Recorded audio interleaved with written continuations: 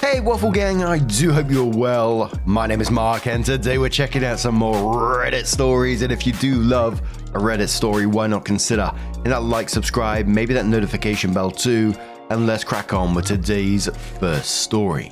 Much love guys. Now today's first story comes from a throwaway account from the TrueOffMyChest subreddit, and it says, "My husband lied about coming to help me while I was critically sick. I, 28 female, have been married to my husband, 32 male, for 3 years. We have a 1-year-old daughter together. Up until recently, I thought I could count on him when I truly needed him. But last week, he proved me completely wrong. I'd been feeling off for a couple of days, fatigued, nauseous, just generally unwell. Then one morning I woke up with a fever, chills, and a deep sense that something was really wrong. I was so weak I could barely get out of bed. Taking care of our daughter felt impossible. I called my husband at work and told him I needed him to come home.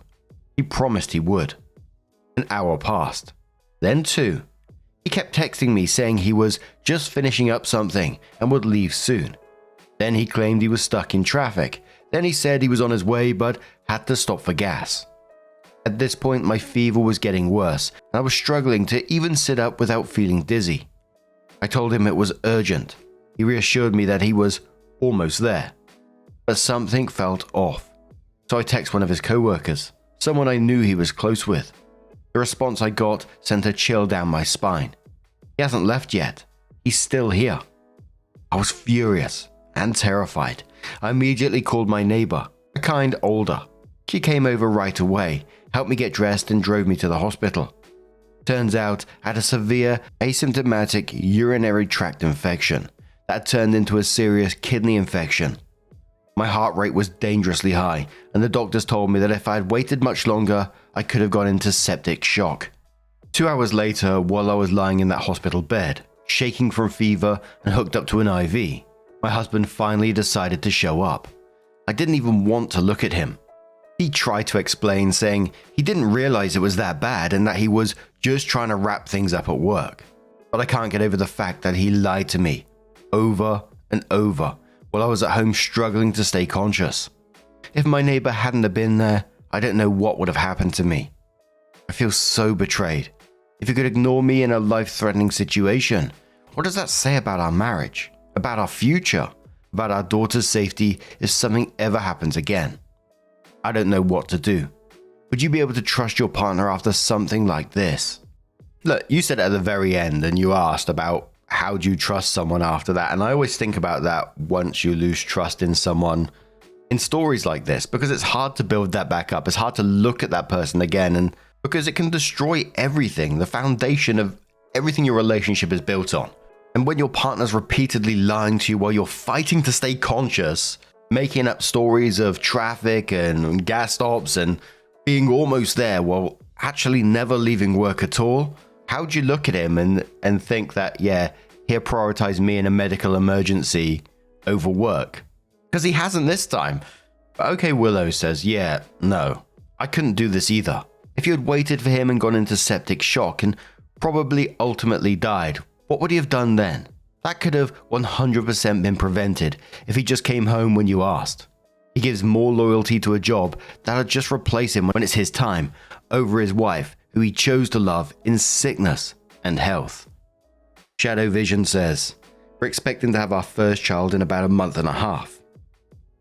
I, the dad, notified work of the due date, and I expected that I'd be scheduled on overlapping shifts, so if something happens, they wouldn't have to scramble to find coverage. March schedule just came out, and on the last week I'm exclusively scheduled at off-sites, on my own, so I can't just drop everything and leave." Really? Yeah, right. Guess who has 2 feet and can leave? I'm not missing the birth of my first child for anything, and I'm not going to be anywhere except wherever Boss Mama wants me to be.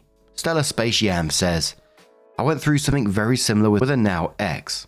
I tried to get past it, but I just knew in my heart after that he wasn't reliable and wouldn't prioritize me in the most dire of circumstances.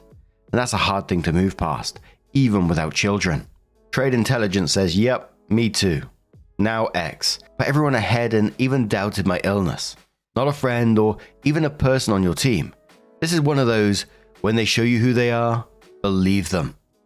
So OP soon comes in with her update and says, I'm feeling better and finally back home after a few days in the hospital. My parents came to pick up my daughter and took care of her while I was away. They live 4 hours away, so I hadn't asked for their help earlier. I didn't really get an apology from him, just a bunch of excuses. He said he didn't think it was that serious and I should have just gone to the neighbor if it was really that bad. I didn't argue, not because I agree, but because some of the comments I got made me realize some things. People asked if I'm the type to cry wolf, and that's why he didn't come. In 5 years of being together, I've only ever needed him to take me to the hospital once, when I gave birth to our daughter.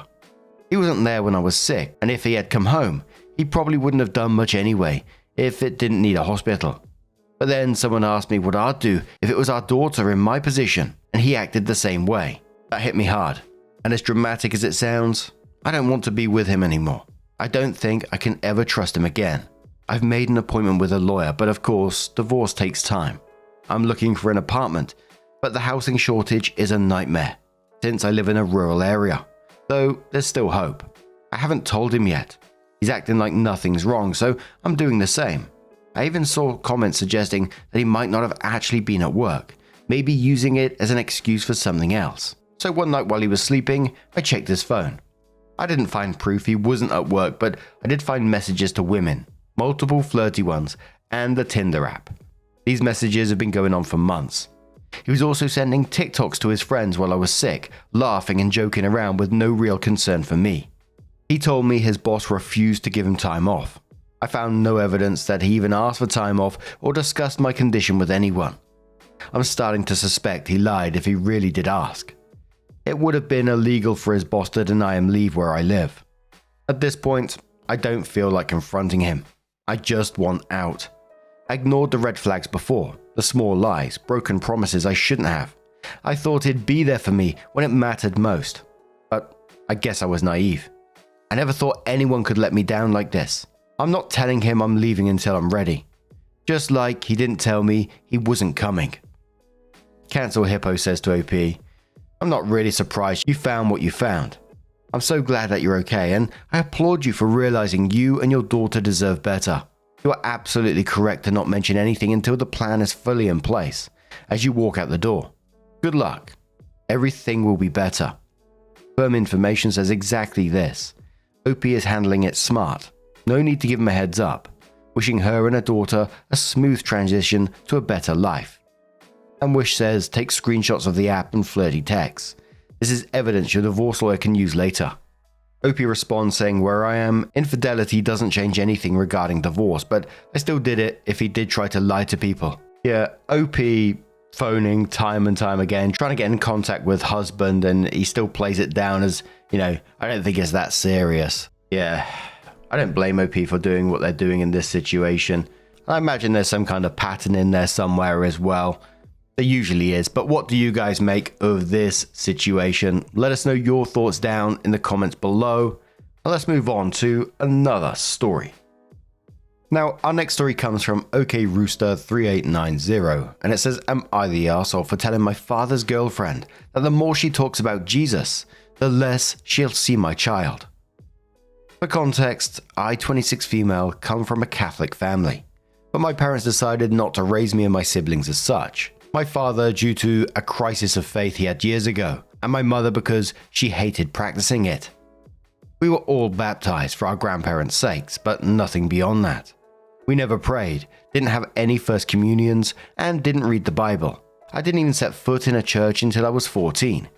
I'm very grateful for that upbringing. Today, I'm agnostic, and I don't have a great relationship with the church. My husband's family is also Catholic, but he doesn't practice it. Our first child was born earlier this month, and we decided to raise him without religion. Neither of our extended families cared much, but we've been having some trouble with a few people over it. My father has been dating a Christian woman for 6 years. I'll admit, I don't like her, but I don't dislike her either. Before I got pregnant, she wasn't the preachy type, to me at least. She wasn't happy when I told her I was agnostic, but didn't try to change my mind. She did talk about her religion a lot and kept trying to get my father to engage with it frequently, but not much beyond that. Soon after I announced my pregnancy, My husband and I had dinner with my father and his girlfriend, during which she told us she knew the perfect place for the baptism.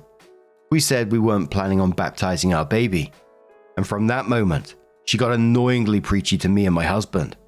It was mostly indirect stuff, such as giving the whole family speeches about how glad she was to have Jesus in her life, but some were impossible to mask as unrelated.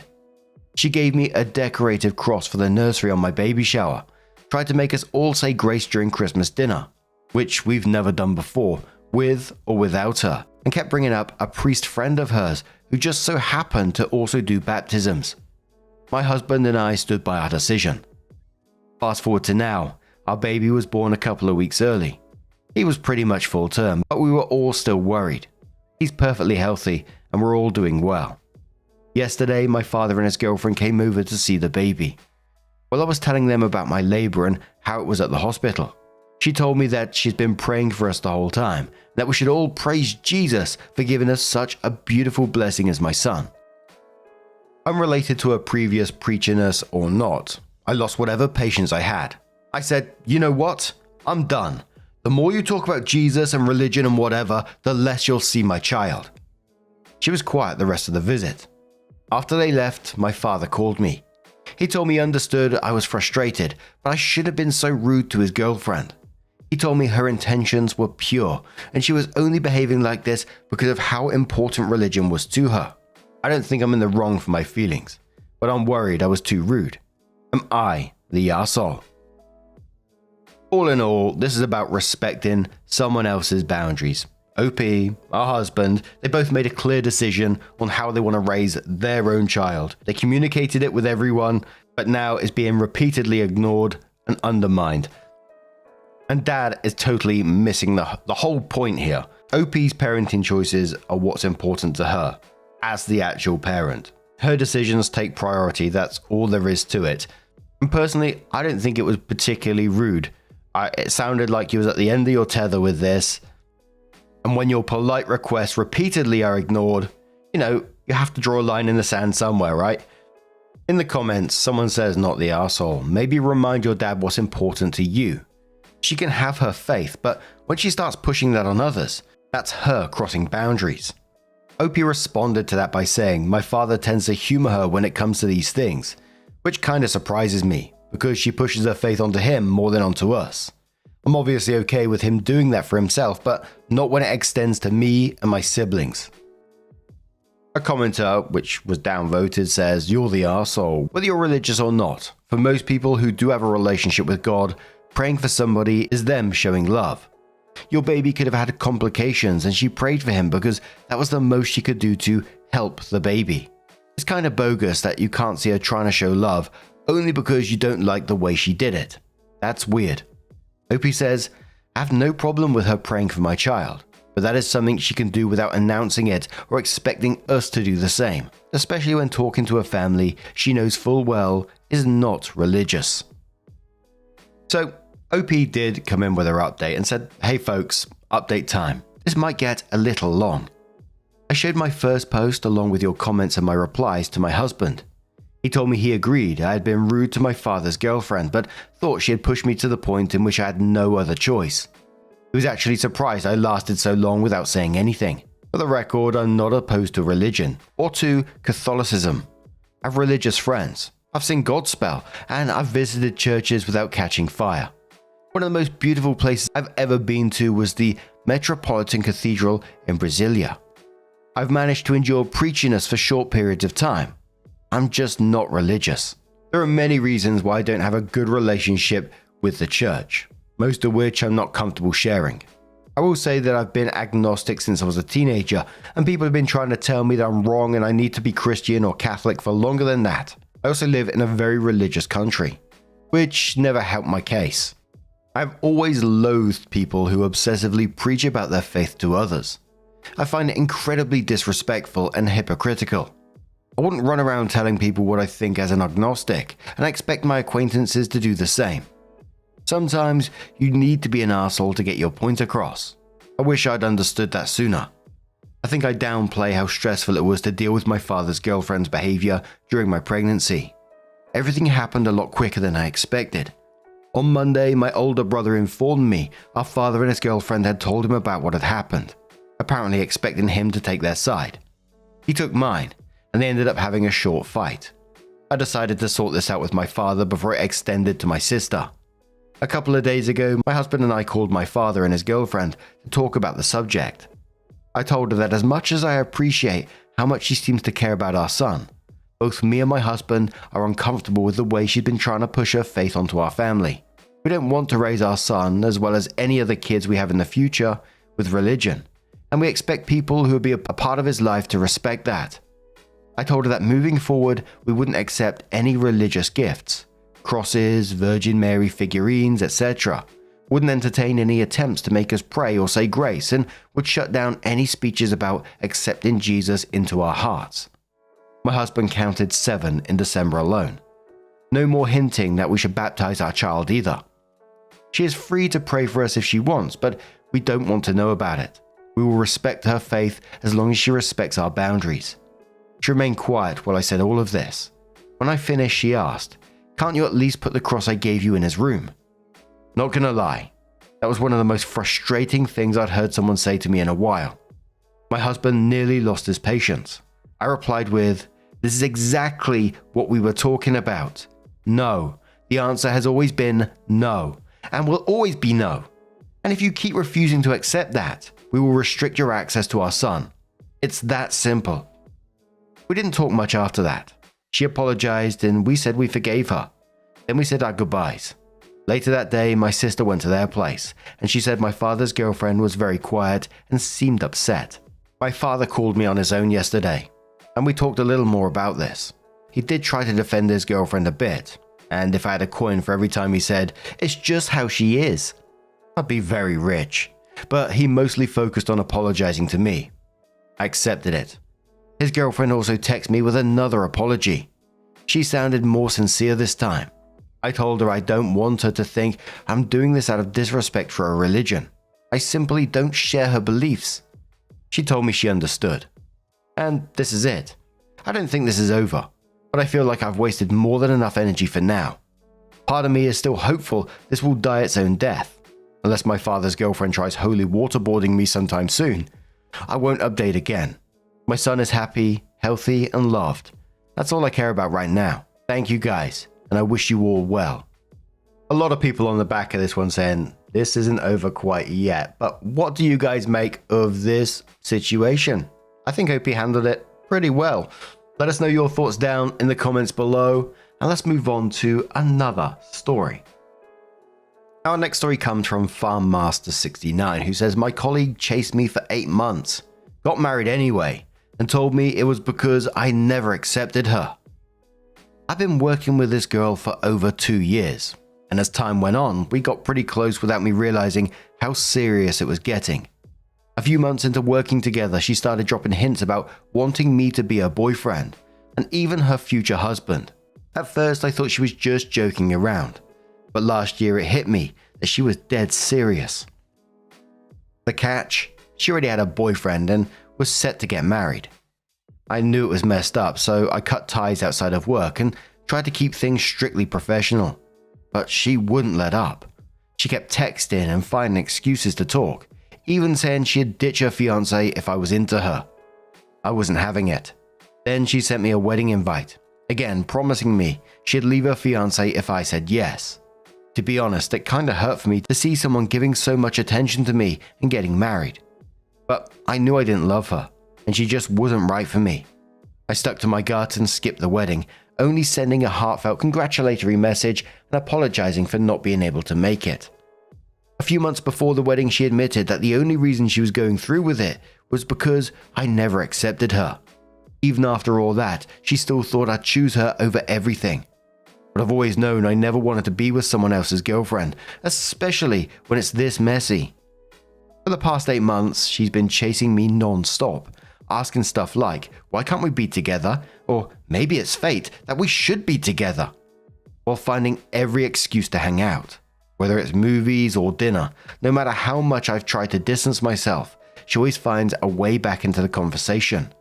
The worst part, even if she cancelled the wedding for me, I still wouldn't have taken her. If she could do this to her fiance, I knew she could do it to me. Now that she's married, it still stings a little, but I know I made the right call. A lot of people below this one obviously expressing their sadness for the husband in this, and like, why doesn't he know by now? But I hope he gave a little update on the end of that one, saying, I just want you to listen. I'm not looking for closure from you. I want you to hear my closure between us. You're married. The fact that you say you're going through this because I didn't accept you is your choice. I never gave you the green light. I've always said no. Not mostly, not almost, but entirely, and always no. I understand that I might be your ideal type, but why are you putting yourself through this when you don't even truly want to? Shouldn't you just be thinking about both of your futures? I don't know if you'll take my advice, but please don't do this to your husband. He might love you to death and has put so much effort to be with you. I don't want to involve anyone else in this, but I wanted to give you this final closure. From now on, I won't respond to you about anything personal. The only connection we will have is a professional one, and that is final. This weekend, go spend your wonderful time with your husband and throw away all the thought between us and never think of that with anyone else ever again. And again, I don't want any of your closure right now. I want you to take your time to think about a pure and honest closure from you. And the closure I'm expecting is you to love your husband and only your husband. And there will be no one in the picture. And as a hint, there's going to be a further update and some sort of closure between the two of them. But I guess we'll see about that. I just feel really shitty for the husband in all this, in all honesty. But what do you guys make of this situation? Let us know your thoughts down in the comments below. Now, just a huge thank you for being here today, getting involved in the stories, your love, your support, your time, you bloody cheeky so-and-so. Thank you so much, and hopefully I'll see you in the next one. Take care and much love.